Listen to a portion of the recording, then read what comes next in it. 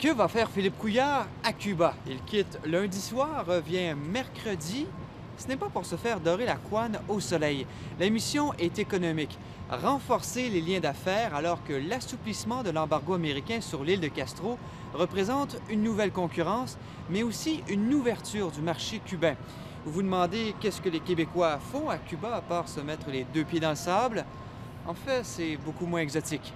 Les fils de cuivre représentaient en 2015 plus de 20 des 84 millions de dollars de marchandises exportées à Cuba, suivis de la viande de porc fraîche, des parties pour chariots automobiles, des morceaux de coq et de poule et des parties de moteurs diesel. Mais ce qui est intéressant, c'est que depuis 2011, les exportations ont bondi de 28 et on importe pas mal moins, plus d'1,5 million de dollars, du café torréfié principalement.